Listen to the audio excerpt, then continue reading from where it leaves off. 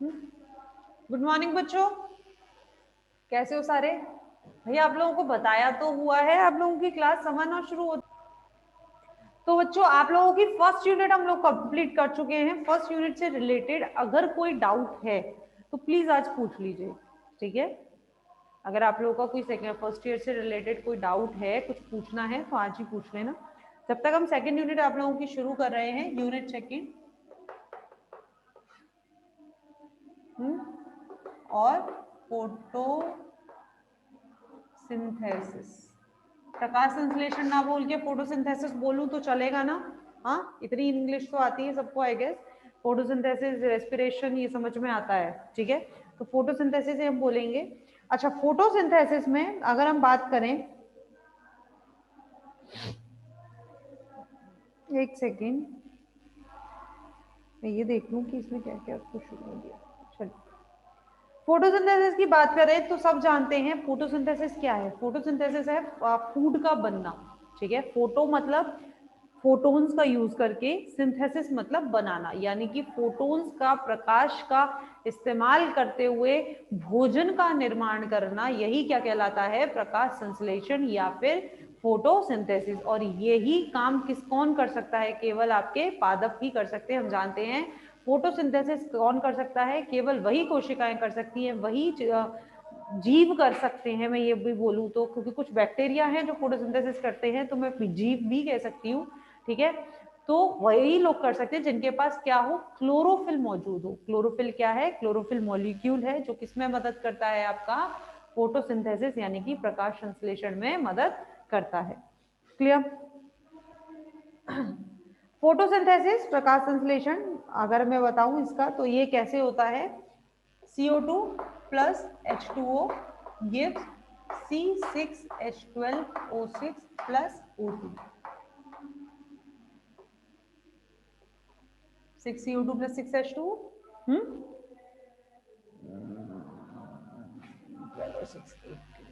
ये हो गया? हो गया ना भाई? कंपन से इक्वलिफाई हो गया, केमिकल इक्वल हो गई। तो फोटोसिंथेसिस, ड्यूरिंग द फोटोसिंथेसिस आपकी CO2 और H2O दोनों कंबाइंड होती हैं और किसमें बदल जाती हैं? C6H12 plus C6H12O6 plus O2 में। और ये O2 क्या है?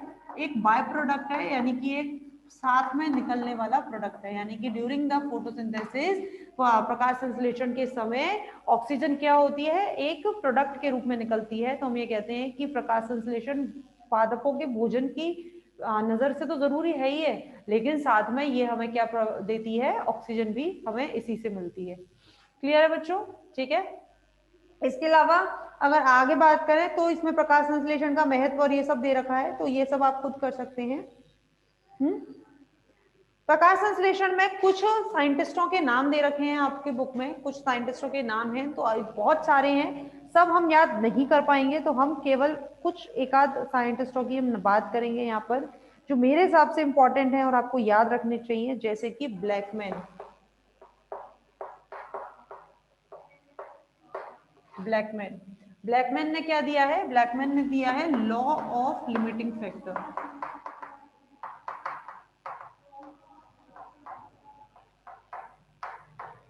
ठीक है, ब्लैकमैन ने क्या दिया है बच्चों? Law of limiting factors.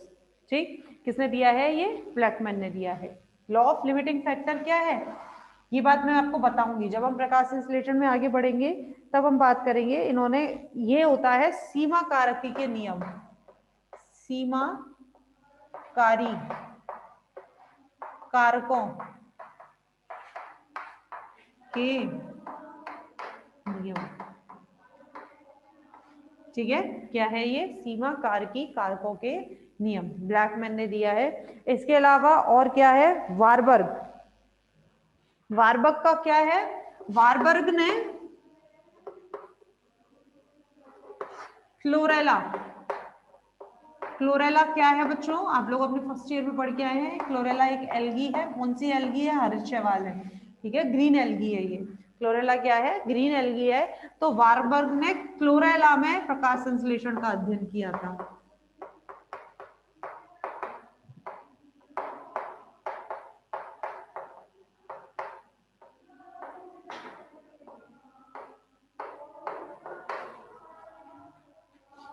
ठीक है, वारबर्ग ने किसमें, क्लोरेला में प्रकाश संश्लेषण का अध्ययन किया है। उसके बाद हिल,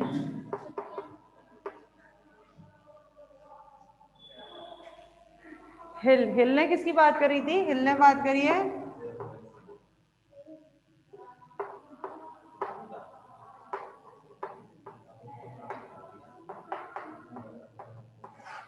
हाइड्रोलाइसिस ऑफ H2O, पानी का टूटना। यहाँ जो आप देख रहे हैं ये जो H2O है, ये जो H2O यहाँ टूट रहा है, मतलब इस बात को बताना कि प्रकाश संश्लेषण के समय H2O पानी जो है वो टूटता है। इसके बारे में किसने बताया था, हिल ने बताया था। ठीक है, तो हिल ने किसकी बात दी है, हाइड्रोलाइसिस ऑफ H2O का टूटना, प्रकाश अपघटन। ठीक है, जल का प्रकाश अपघटन इसको कहेंगे आप हिंदी में। इसके अलावा और कौन कौन से साइंटिस्ट हैं हमारे, केल्विन, केल्विन के बारे में तो हम पढ़ेंगे ही। केल्विन ने क्या दी है आपकी, C3 साइकिल, इसके बारे में अभी आज ही बात कर लेंगे मेरे ख्याल से हम। आज ही मैं आपको इसकी पूरी रिएक्शन बनवा दूंगी। केल्विन ने क्या दिया है, C3 साइकिल दी है। और क्या लिख दे रहे हैं, hatch and slack, hatch and slack, hatch and slack ने क्या दिया है बच्चों, C4 साइकिल। क्या दिया है इन्होंने, C4 साइकिल। C4 साइकिल किसने दिया है, हैच एंड स्लैक ने। ये भी है आपके में C4 साइकिल, इसके बारे में बात करेंगे। तो ये कुछ पिगमेंट्स हैं, इनके बारे में आपको बताना है, इनके बारे में हमें पढ़ाई करनी है। ठीक, तो और भी हैं इसमें, तो आप लोगों को अगर अच्छा लगता है तो आप उनको भी याद कर लेना। ठीक, ये मेरे हिसाब से कुछ इंपॉर्टेंट है, और भी साइंटिस्ट आपको बुक में दे रखे हैं, तो एक बार ये रीड कर लेना। क्यों, क्योंकि ये आपके वन वर्ड क्वेश्चन में आ जाते हैं। जब वन वर्ड जो आते हैं शुरू में आपके वन वर्ड क्वेश्चन आते हैं, उनमें ये आ जाते हैं। बाकी तो इनका कहीं कोई इतना इस्तेमाल नहीं होएगा, वहां जहाँ चैप्टर में होगा वहां तो आप पढ़ ही लेंगे। ठीक है ना, और ज्यादातर एक बात और मैं बता दूं बच्चों, चैप्टर में जो आते हैं ना वही आते हैं, जो आपके पूरे चैप्टर में आएंगे वही आएंगे। जो शुरू में ये दे रखे हैं इनका नहीं है इतना ज्यादा, जितना आपके चैप्टर में जो आएंगे उनको हमें पढ़ना है। ठीक, चलिए अब एक एक करके हम इनके पिगमेंट्स की बात करेंगे। पिगमेंट्स, ठीक है, पिगमेंट क्या है, सबसे पहला है क्लोरोफिल, सबसे इंपॉर्टेंट पिगमेंट है बच्चों, है कि नहीं है, क्लोरोफिल क्या है, सबसे इंपॉर्टेंट पिगमेंट है। अच्छा, इसने किसने इनके बारे में किसने बताया है आपको, या फिर एक हमारे साइंटिस्ट आ गए हैं, अर्नॉफ और एबेन, अर्नॉफ और एबेन। ठीक है, अर्नॉफ और एबेन, इन्होंने 9 प्रकार के आपके पिगमेंट्स के बारे में बताया है। 9 प्रकार के पिगमेंट्स कौन कौन से हैं, एक तो chlorophyll A, B, C, D और E, 5 तो आपके यही होते हैं।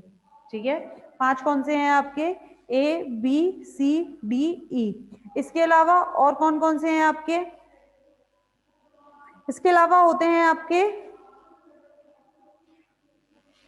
बैक्टीरिया के, मैंने आपको बताया था अभी थोड़ी देर पहले कि हम इसको जीव भी कहते हैं। क्यों, क्योंकि जीवों के अंदर जैसे बैक्टीरिया है, तो बैक्टीरिया के भी अंदर में क्या देखने को मिलता है, प्रकाश संश्लेषण देखने को मिलता है। तो बैक्टीरियल क्लोरोफिल जिसे हम कहते हैं, क्या कहते हैं इसे, बैक्टीरियल क्लोरोफिल।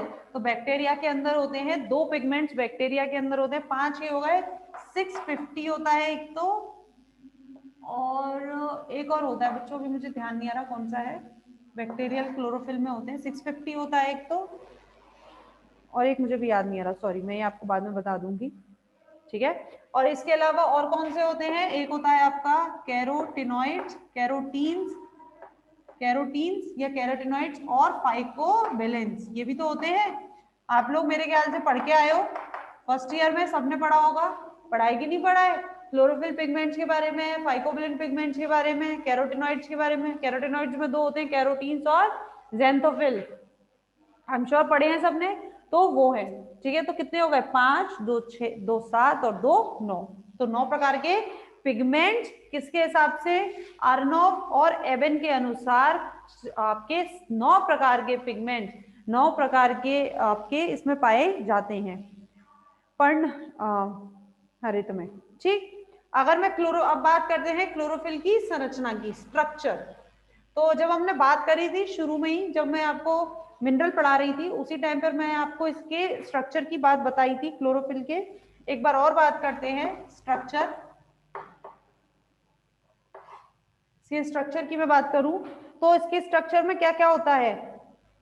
इसका स्ट्रक्चर दो में डिवाइड होता है। क्या? एक तो होता है पोरफायरिन हेड ना, एक तो होता है पोरफायरिन हेड और एक होता है फाइटोल टेल। यही होते हैं, मैंने जब भी बात करी थी आपसे, एक होता है पोरफायरिन हेड और एक होता है आपका फाइटोल टेल। और पोरफायरिन हेड में, पोरफायरिन हेड में, पोरफायरिन हेड सिर, मतलब ये क्या है, इसका ऊपर का सिरा, सिर वाला सिरा, और ये क्या है, इसका पूंछ वाला सिरा। तो पोरफायरिन हेड की अगर हम बात कर रहे हैं, पोरफायरिन हेड, तो पोरफायरिन हेड कैसा है? Tetra pyloric pyrrolic pyrrole pyrrole structure. याद है किसी को या भूल गए? याद है या भूल गए? देखो इधर बीच में मैग्नीशियम था, ठीक है, ऊपर की तरफ स्ट्रक्चर थी जिसमें अगर आपको याद हो तो हम लोगों ने कैसे ज्वाइन किया था, मैग्नीशियम से ऐसे ही थे कुछ नाइट्रोजन, ये भी नाइट्रोजन, ये भी नाइट्रोजन और ये भी नाइट्रोजन।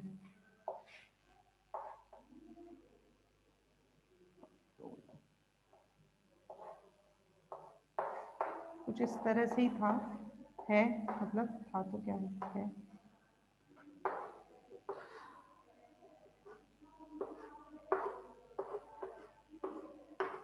ऐसे इस तरह से होती है इसकी स्ट्रक्चर कुछ। ये जो चार जो स्ट्रक्चर है, ये पायरोल है, ठीक है, ये क्या है? पायरोल है। तो ये कैसी स्ट्रक्चर है? Tetra पायरोलिक structure. पोरफायरिन, ये क्या है? पोरफायरिन हेड है, ठीक है, पोरफायरिन हेड है। इसके नीचे होती है फाइटोल टेल। फाइटोल टेल का मतलब क्या है? पूंछ। फाइटोल टेल का मतलब क्या है बच्चों? अब इसको हिंदी में मैं नहीं लिख सकती, इसको पोरफायरिन ही कहते हैं, इसको फाइटोल ही कहते हैं, ठीक है। तो ये क्या है? पोरफायरिन हेड है और नीचे की तरफ क्या होती है? फाइटोल टेल, जो इधर होती है, ठीक है। ये जो आप नाइट्रोजन यहाँ जो देख रहे हैं, इधर होता है एक CH3 ग्रुप और उसी से नीचे की तरफ एक फाइटोल टेल शुरू होती है। फाइटोल टेल मतलब एल्कोहल, ओल मतलब एल्कोहल, ठीक है ना। तो फाइटोल टेल इधर मौजूद होती है। और ये क्या होते हैं? चार पायरोल होते हैं जो हेड में होते हैं। तो इस पूरे, मतलब केवल इतना ही नहीं होता, इसमें और होता है, इस पूरे को तो बोलते हैं पोरफायरिन हेड। और इस पोरफायरिन हेड में भी क्या मौजूद है? चार पायरोल स्ट्रक्चर मौजूद है। इसीलिए हम कहते हैं कि पोरफायरिन हेड कैसा स्ट्रक्चर होता है बच्चों? टेट्रा पायरोलिक स्ट्रक्चर होता है। क्लियर है यहाँ पर ये बात? किसी को कोई डाउट हो तो पूछो, पूछो पूछो। नहीं है तो अब मेरी सुनो। ये तो हमने बात कर ली। अब क्या होता है बच्चों, ये जो आप देख रहे हैं ना नाइट्रोजन, ये जो नाइट्रोजन है, अब अच्छा, ये टेट्रा पायरोलिक स्ट्रक्चर होती है, यानी कि चार पायरोल रिंग्स। ये क्या है?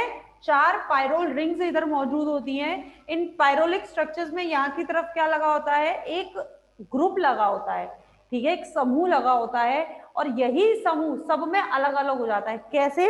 अगर ये समूह CH3 है तो अलग हो जाएगा, CHO है तो अलग हो जाएगा, होगा कि नहीं होगा? और यही चीज मतलब डिफरेंशिएट कर देती है इन सब की रेंज को। क्लोरोफिल A में अलग समूह होता है, क्लोरोफिल B में अलग समूह होता है, क्लोरोफिल C में अलग समूह होता है। तो ये क्या चीज है? अलग अलग क्या है? समूह है। और इन अलग अलग समूह की वजह से ये जो क्लोरोफिल है इनकी स्ट्रक्चर बदल जाती है। जैसे क्लोरोफिल A है, इसमें CH3 होता है, क्लोरोफिल B है, इसके अंदर CHO होता है, एल्डिहाइड। तो इन्हीं की वजह से क्लोरोफिल A, क्लोरोफिल B, इनकी जो एब्जॉर्प्शन रेट है, कितना इनको एब्जॉर्ब करना है या किस स्थिति से कितने दर से ये एब्जॉर्ब कर रहे हैं, इनकी अवशोषण क्षमता क्या है, वो बदल जाती है, ठीक है ना, हर एक की अलग अलग हो जाती है। और किसकी वजह से होती है? इन समूहों की वजह से होती है, जो समूह यहाँ पर आपके लगे होते हैं।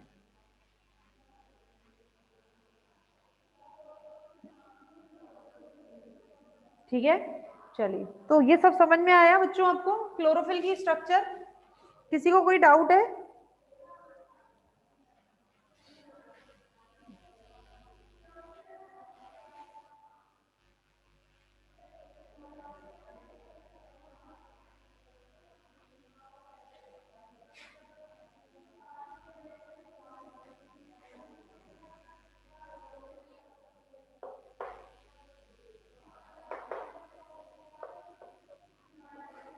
अगली बात करें कैरोटिनॉइड्स, बात कर ले कैरोटिनॉइड्स की।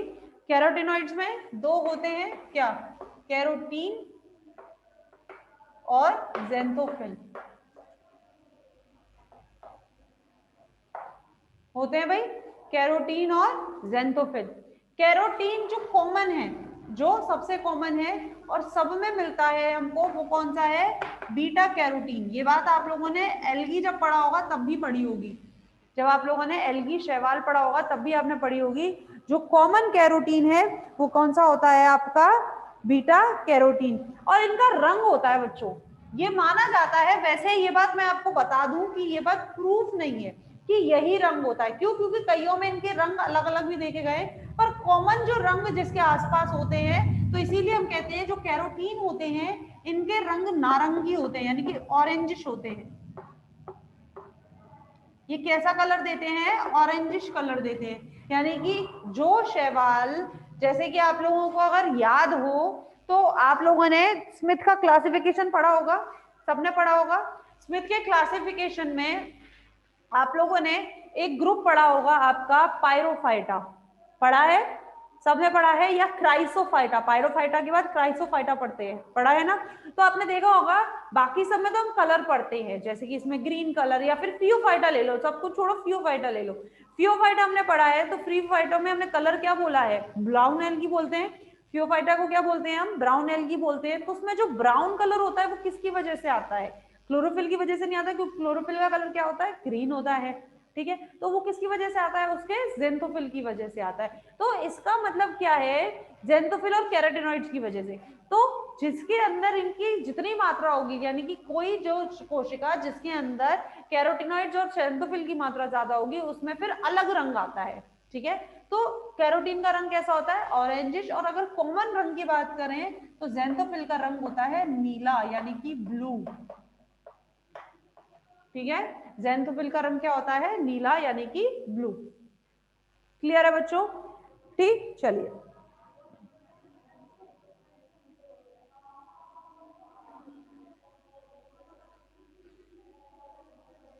अगर मैं कैरोटिनॉइड्स की बात करूं बच्चों, कैरोटिनॉइड्स जो होते हैं ये पानी में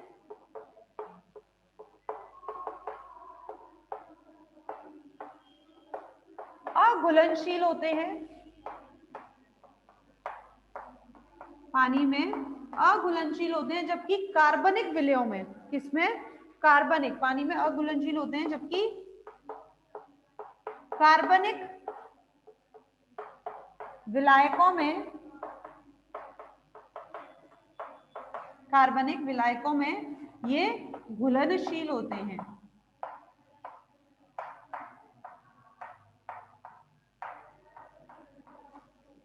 ठीक है, पानी में कैसे होते हैं? ये अघुलनशील होते हैं, जबकि कार्बनिक विलायकों में ये कैसे होते हैं बच्चों? घुलनशील होते हैं। ठीक है, कैरोटिनॉइड्स हमेशा क्लोरोफिल से संबंधित होते हैं, और ये जो कैरोटिनॉइड्स हैं ये नीला, नीला व हरा प्रकाश अवशोषित करते हैं। विबग्योर होता है आपका, होता है कि नहीं होता है? होता है। तो विबग्योर में नीला और हरा प्रकाश, इसको तो क्या करते हैं?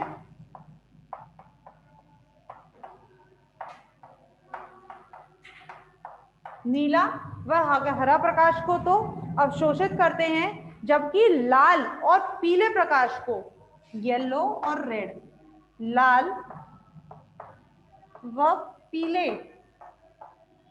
प्रकाश को परिवर्तित करते हैं।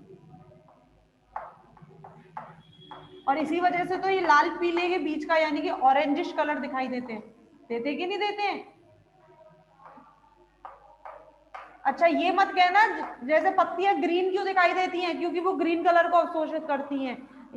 ग्रीन जो कलर अवशोषित करते हैं वो दिखाई नहीं देते, जो कलर परिवर्तित करते हैं वो कलर दिखाई देते हैं। ठीक है, तो ये अवशोषित तो क्या कर रही है, ग्रीन और ब्लू, लेकिन किसको रिफ्लेक्ट कर रही है, वापस भेज रही है येलो और रेड को, और इसीलिए इनके बीच का कलर ये ऑरेंजिश नारंगी रंग की दिखाई देती है। ठीक है ना, किस रंग की दिखाई देती है, ये नारंगी रंग की। तो आपको बात समझ में आ गई, कैरोटीन के बारे में है ये सारी। कैरोटीन में सबसे कॉमन कौन से हैं, बीटा कैरोटीन। और आप लोगों ने अगर एल्गी पढ़ी है सबने, तो सबको पता होगा, हमने एल्गी के जितने भी हमने आप लोगों ने पढ़े होंगे, ऑसिलेटोरिया, नोस्टॉक, वॉलवॉक्स वगैरह, तो सब में हम कैरोटीन कॉमन कौन सा लिख देते हैं, बीटा कैरोटीन लिख देते हैं। ठीक है, इनका रंग नारंगी ऑरेंजिश होता है, ये पानी में अघुलनशील होते हैं, जबकि कार्बनिक विलायकों में, कार्बनिक विलायक जैसे कि ईथर है, ठीक है ना, तो इनमें कैसे होते हैं, ये घुलनशील होते हैं। नीला और हरे प्रकाश को अवशोषित करते हैं, जबकि पीले और लाल प्रकाश को ये क्या करते हैं, परिवर्तित करते हैं। तो ये तो बात हो गई किसकी, कैरोटीन की। अब अगर मैं ज़ेंथोफिल की बात करूं, ठीक है, अगर ज़ेंथोफिल की बात करूं तो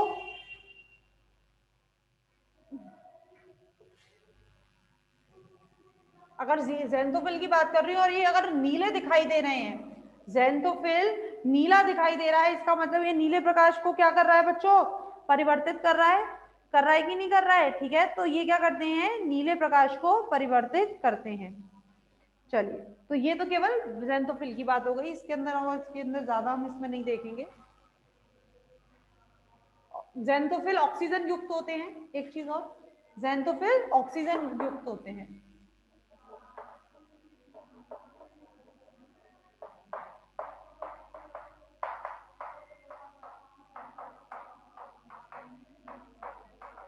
ठीक है, ज़ेंथोफिल कैसे होते हैं बच्चों, ऑक्सीजन युक्त होते हैं।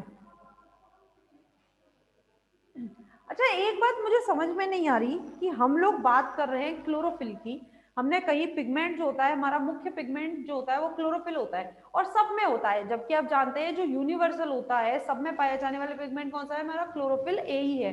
और वही हमारा रिएक्शन सेंटर, हमारा सा मतलब प्लांट का, हमारे हम फोटोसिंथेसिस थोड़ी ना करते हैं, प्लांट करते हैं, पादप करते हैं, तो पादप का जो रिएक्शन सेंटर होता है वो क्या होता है आपका, क्लोरोफिल ही होता है। क्लोरोफिल ही मेन पिगमेंट है जो प्रकाश संश्लेषण करता है। तो कैरोटिनॉइड्स, ज़ेंथोफिल ये क्या करते हैं, जो कैरोटिनॉइड और ज़ेंथोफिल हैं ये क्या करते हैं, ये बच्चों प्रकाश को लेते हैं, अवशोषित करते हैं और प्रकाश को किसको स्थानांतरित करते हैं, क्लोरोफिल ए को स्थानांतरित करते हैं। यही काम कैरोटिनॉइड्स और ज़ेंथोफिल्स का होता है और यही काम फाइकोबिलेंस का होता है। ठीक है, प्रकाश को अवशोषित करना और उस प्रकाश को स्थानांतरित करवाना।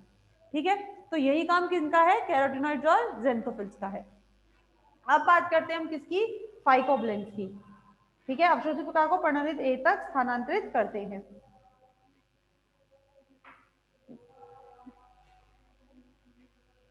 फाइकोबिलेंस,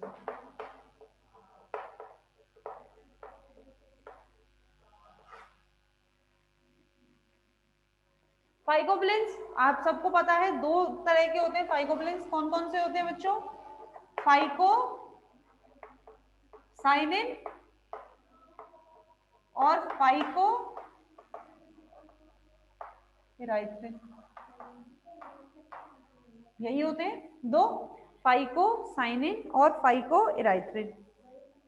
ठीक, फाइकोसाइनिन और फाइकोइराइथ्रिन आप लोगों को याद होगा, फाइकोसाइनिन इसका रंग क्या होता है, ब्लू होता है कि नहीं होता है, और फाइकोइराइथ्रिन इसका रंग क्या होता है, रेड होता है।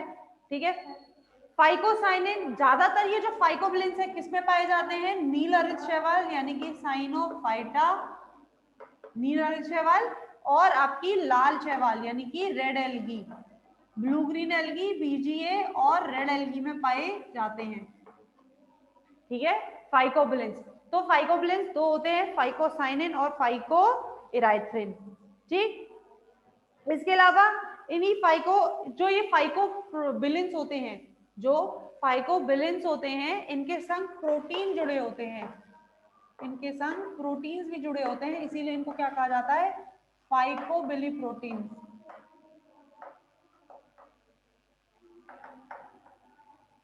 ठीक है, फाइकोबिलिन्स के साथ प्रोटीन्स भी जुड़े होते हैं और इसलिए इन्हें फाइकोबिली प्रोटीन्स भी कहा जाता है।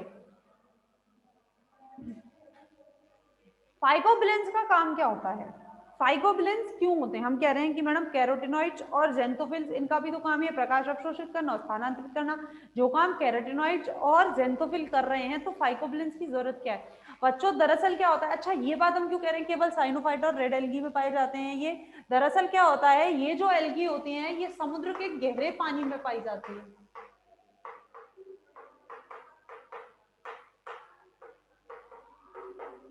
कहाँ पाई जाती हैं, ये समुद्र के गहरे पानी में पाई जाती हैं, इतने गहरे में होती हैं कि वहां तक तरंग दैर्घ्य का पहुंचना, तरंग आपके वेवलेंथ का पहुंचना, सनलाइट का पहुंचना लगभग इम्पॉसिबल होता है। ठीक है ना, इतनी कम मात्रा में सनलाइट पहुंचती है, तो जो फाइकोबिलिन्स होती हैं, फाइकोबिलिन्स ये लघु तरंग दैर्घ्य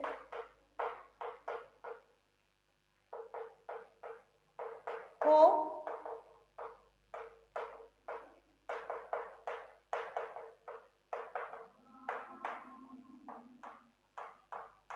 अवशोषित करती हैं। फाइकोबिलिन्स क्या होती हैं, ये लघु तरंग दैर्घ्य को यानी कि इतने कम तरंग दैर्घ्य को भी क्या कर लेती हैं, अवशोषित कर लेती हैं। ठीक है बच्चों, फाइकोबिलिन्स आपको पता चल गया, दो होते हैं आपके फाइकोसाइनिन और फाइकोइराइथ्रिन, दो प्रकार के आपके ये फाइकोबिलिन्स होते हैं। किसी को कोई डाउट है इस सब में, कोई डाउट हो तो पूछो, नहीं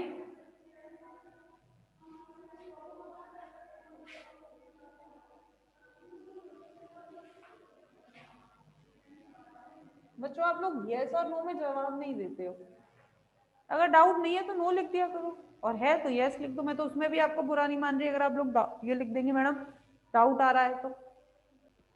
स्पेक्ट्रम, ठीक है, स्पेक्ट्रम कैसे, एक होता है आपका अवशोषण स्पेक्ट्रम और एक होता है आपका एक्शन स्पेक्ट्रम।